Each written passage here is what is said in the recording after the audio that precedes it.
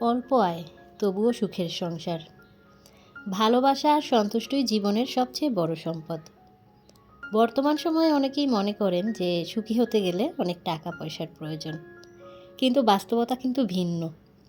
টাকা জীবনের প্রয়োজন মেটাতে সাহায্য করে ঠিকই, তবে সুখের একমাত্র কিন্তু উৎস টাকা নয়।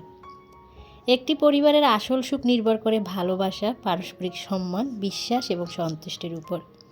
যে সংসারে স্বামী স্ত্রী একে অপরকে বুঝতে শেখে, সুখে দুঃখে পাশে থাকে এবং নিজেদের সামর্থ্য অনুযায়ী জীবনকে সুন্দর করে গুছিয়ে নেয়, সেই সংসারই প্রকৃত সুখের সংসার। সেখানে অভাব থাকলেও কিন্তু কোনো অভিযোগ থাকে না, কারণ তারা জানে একসঙ্গে থাকাই সবচেয়ে বড় শক্তি। অতিরিক্ত চাওয়া পাওয়ার চেয়ে যা আছে তার জন্য কৃতজ্ঞ থাকা মানুষকে মানসিক শান্তি দেয়। অল্প আয়ে চলতে শিখলে জীবনের ছোট ছোট মুহূর্তেও অনেক আনন্দের হয়ে ওঠে। দিনের শেষে সবচেয়ে বড় সম্পদ টাকা নয়, একটা হাসি খুশি পরিবার।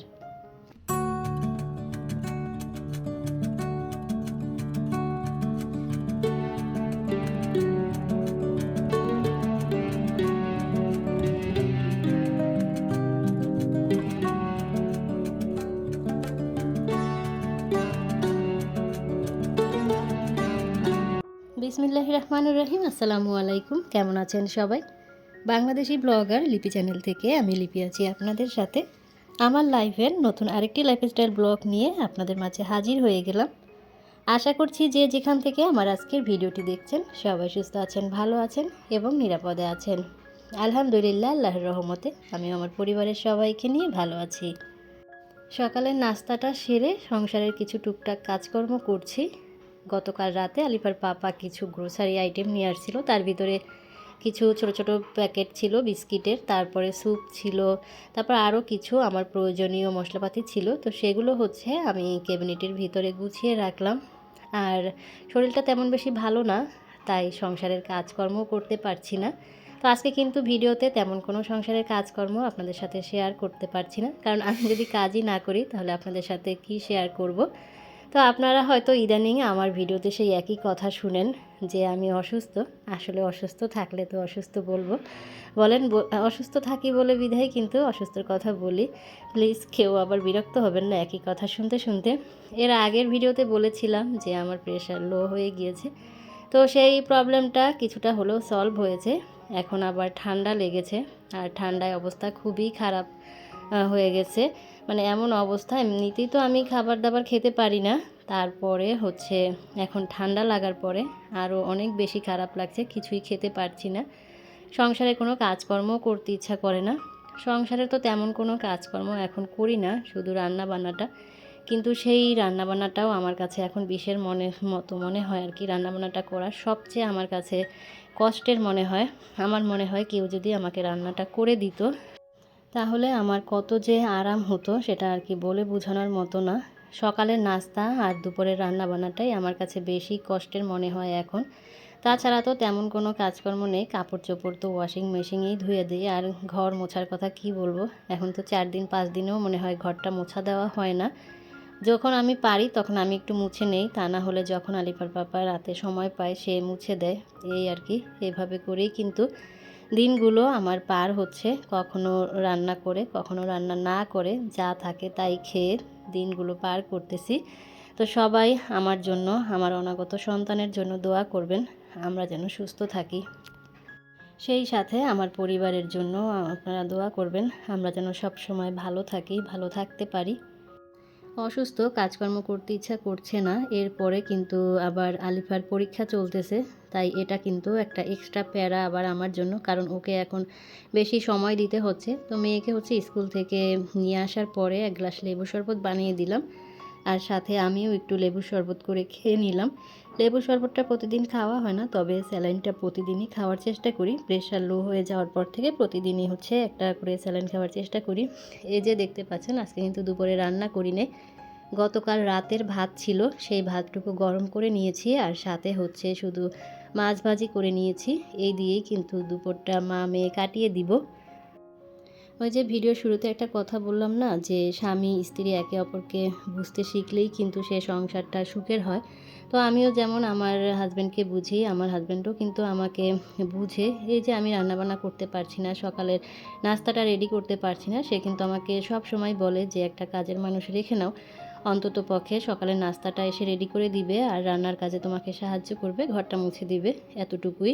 সব যদি আমি চালাতে পারি তাহলে কাজের লোকের বেতনটাও আমি চালাতে পারবো। সে কিন্তু সব সময় আমাকে বলে যে কিছু টাকার বিনিময়েও তুমি যদি একটু ভালো থাকো, সেটাই আমার কাছে কিন্তু বড় পাওয়া, আর সেটাই আমার কিন্তু বড় চাওয়াও কিন্তু সেটা। যদি আমার এর জন্য একটু বেশি কষ্ট করতে হয় আমি করব। এই যে সে আমাকে বুঝে এই কথাগুলো বলে, আবার আমিও কিন্তু তাকে বুঝি। আর আমি তাকে বুঝি বলেই কিন্তু আমি কোনো কাজের লোক নিচ্ছি না। একটু কষ্ট হলেও নিজের কাজগুলো নিজেই করছি। আর একেবারেই যে চলছে না সেটা কিন্তু না। একেবারে যে আমি বিছানায় শুয়ে থাকি, বিছানা থেকে উঠতে পারছি না, সেরকমের কিন্তু কিছু না। হয়তো বা খারাপ লাগে, তারপরে যখন আবার ভালো লাগে তখন উঠে কাজকর্ম করি। এই যে আজকে দুপুরে খুব খারাপ লাগছে, রান্নাবান্না করি নাই, বিকেলে কিন্তু ঠিকই রান্নাবান্না করে নিয়েছি। কারণ আমি যদি এখন একটা কাজের লোক রাখি, আমি জানি আমার হাজব্যান্ডের উপরে এক্সট্রা একটা প্রেশার পড়বে, কারণ তার মাথায় এক্সট্রা আর একটা এসে আর কি চাপ পড়বে। পুরো সংসারের দায়িত্বই যেহেতু আমার হাজব্যান্ডের একার উপরে, তো আমি চাচ্ছিলাম না তাকে নতুন করে আর কোনো প্রেশার দিতে। তাছাড়া যে আসতেছে আমাদের সংসারে নতুন সদস্য, তার জন্য তো টাকা পয়সা সঞ্চয় করে আমাদের রাখতে হবে। একটা কাজের লোক রেখে আরাম করে সেই টাকাটা অপচয় না করে, সেই টাকাটা যদি আমার অনাগত সন্তানের জন্য আমি জমিয়ে রাখি, আমার কিন্তু কাজে লাগবে। কারণ বলা যায় না বিপদ কখন কোথা থেকে আসে। সব কিছু ঠিক থাকা সত্ত্বেও যদি আল্লাহ না করুক কোনো বিপদ আপদ আসে, তখন যদি টাকা পয়সার প্রয়োজন হয়, হাতের কাছে টাকা পয়সা থাকলে যেন সেগুলো খরচ করতে পারি। তো সেই সব চিন্তা ভাবনা করেই কিন্তু কাজের লোক আমি নিচ্ছি না। আসলে আমাদের মধ্যবিত্তদের সব কিছুই চিন্তা ভাবনা করে তারপরে করতে হয়। হুটহাট করে একটা সিদ্ধান্ত নিলেই কিন্তু হবে না।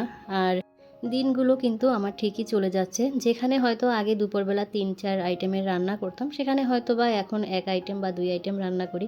যেখানে সকালে প্রতিদিন আমি রুটি আলু ভাজি করতাম, ভালো নাস্তা খেতাম, সেখানে হয়তো বা দেখা যায় যে পাউরুটি কলা খেয়ে সকালের নাস্তাটা আমরা করে ফেলি, কিংবা চা বিস্কিট, চা মুড়ি, এভাবে করেই কিন্তু দিনগুলো পার করছে। আল্লাহ কিন্তু দিনগুলো পার করে নিচ্ছে, বেজে কিন্তু থাকছে না।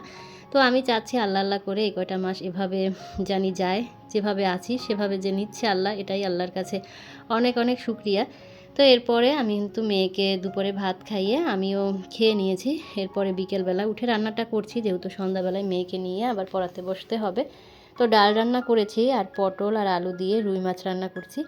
আমার অনেক দিন ধরে ইচ্ছা করছিল যে আমি একটু পটল আর আলু দিয়ে মাছের ঝোল করে খাই। এদিকে আমার মেয়ে বায়না করছে, সে হচ্ছে চিংড়ি মাছের মালাইকারি খাবে। আর মেয়ের জন্য আবার চিংড়ি মাছের মালাইকারি রান্না করলাম। আর মালাইকারিটা কিন্তু আমি মাটির কড়াইতেই রান্না করলাম। আমার যখন ইচ্ছে হয় যে আমি আজকে একটু মাটির কড়াইতে বাড়িতে রান্না করব, আমি কিন্তু তখনই সেই রান্নাটা করে ফেলি। যদিও হচ্ছে ইলেকট্রিক চুলায় মাটির হাঁড়িতে রান্না করতে একটু সময় লাগে, তারপরেও আমি করি। আর এখন হচ্ছে সন্ধ্যার নাস্তাটা রেডি করতে আসছি, এমন সময় কারেন্ট চলে গেল। তো ভাবছি আজকে সন্ধ্যার নাস্তায় হচ্ছে আমি আম চিড়া খাবো। তো চিড়াটা হচ্ছে বাটিতে নিব, এমন সময় কারেন্টটা চলে গেল। তো এরপরে ওই রকমের রেখেই আমি চলে গিয়েছিলাম। আর আমাদের এলাকার কারেন্ট হচ্ছে গিয়ে আবার বেশিক্ষণ থাকে না, 10-15 মিনিট পরেই চলে আসে। কারেন্ট আসার পরে আবার হচ্ছে কিচেনে চলে আসছি। এখন চিড়াটা ধুয়ে আমি বেশ কিছুক্ষণ ভিজিয়ে রাখবো। আর ওইদিকে হচ্ছে আমি দুধটা গরম করতে দিয়েছি, দুধটা গরম হয়ে গেলে আবার ফ্যানের বাতাসে একটু ঠান্ডা করে নিব। চিড়াটা ভিজিয়ে এখন মেয়ের জন্য নাস্তাটা রেডি করব। মেয়ে হচ্ছে চিড়া খাবে না, তো ওর জন্য হচ্ছে কিছু ফল কেটে নিব। ভিডিওর এই পর্যায়ে এসে বরাবরের মতো ছোট্ট সেই রিকোয়েস্টটা আপনাদের করে নিচ্ছি, যারা আজকেই প্রথম আমার ভিডিও দেখছেন বা আগে থেকেই দেখেন কিন্তু কোনো কারণে হয়তো আমার চ্যানেলটি এখনও সাবস্ক্রাইব করেননি, আজকের ভিডিওর কথা এবং কাজ কোথাও কোনো অংশ যদি আপনাদের এতটুকু ভালো লেগে যায়, আর সেই ভালো লাগা থেকে যদি ভালোবেসে প্রতিনিয়ত আমার এই সাদামাটা লাইফস্টাইল ব্লগগুলো আপনারা দেখতে চান, তাহলে চাইলে আমার চ্যানেলটি সাবস্ক্রাইব করে অল অপশনটি অন করে আমার সাথেই থেকে যেতে পারেন। অল অপশনটি অন করা থাকলে আমি ভিডিও দেওয়ার সাথে সাথে আপনাদের কাছে নোটিফিকেশন পৌঁছে যাবে, আর আপনারা আপনাদের সময় সুযোগ বুঝে আমার ভিডিওটি দেখে নিতে পারবেন। অবশ্যই মনে করে প্লিজ ভিডিওতে একটা লাইক দিবেন। ভিডিও কেমন লাগলো সেই বিষয়ে মতামত জানাবেন কমেন্টস করে, কমেন্ট বক্সের মাধ্যমে। আমার একটা ভিডিওতে আমার প্রিয় বিথি আপু, আমার প্রিয় ফারিয়া আপু কমেন্টস করেছিল যে আপু হয়তো তোমার ভয়েস দিতে অনেক কষ্ট হচ্ছে, তুমি থেমে থেমে কথা বলছো। সত্যি আপু, আমার এখন ভয়েস দিতে অনেক বেশি কষ্ট হয়, কারণ ভিডিওতে যখন ভয়েস দেই তখন যেহেতু একটানা কথা বলতে হয়, আর একটানা কথা বলতে গেলে আমার অনেক কষ্ট হয়। তাছাড়া যখন ভয়েস দিতে আমরা বসি, যারা ইউটিউবিং করি তারা তো ভয়েস দেওয়ার সময় দরজা জানালা ফ্যান ট্যান একেবারে বন্ধ করে তারপরে বসি, যেহেতু এখন প্রচুর গরম, এতে করেও হচ্ছে আমার অনেক বেশি কষ্ট হয়। তো এই জন্য ভাবছি এখন থেকে ছোট ছোট ভিডিও বানাবো, আর ছোট ছোট ভিডিও বানালে কথা কম বলতে হবে, কষ্টটাও কম হবে। তো যাই হোক, এখন হচ্ছে আমি মেয়ের জন্য কিছু ড্রাগন ফল ছিলে নিলাম আর আম কেটে নিয়েছি। কিছু আম ওকে দিব আর কিছু আম আমি রেখে দিব চিরা দিয়া খাওয়ার জন্য। আর ড্রাগনগুলো হচ্ছে একদমই ছোট ছোট, এই ছোট ড্রাগনগুলো আমি কিনে এনেছিলাম মেয়ের জন্য। মেয়ে দেখেই বলছিল সে ছোট ড্রাগন খাবে, বড় ড্রাগন এবার খাবে না। আর এই ছোট ড্রাগনগুলো না আর কাটা লাগেনি, সুন্দর মতো ছিলে আমি আস্তে আস্তে ওর জন্য প্লেটে সাজিয়ে নিয়েছি।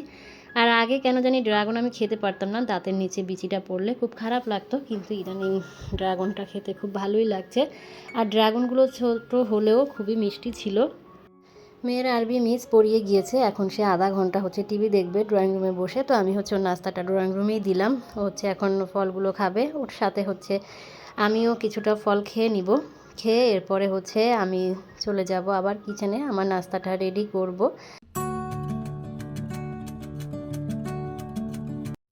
মেয়ের সাথে একটু ড্রাগন খেলাম, একটু আম খেলাম, খেয়ে চলে এসেছি আমার যে দই চিরা না, আম চিরাটা রেডি করার জন্য।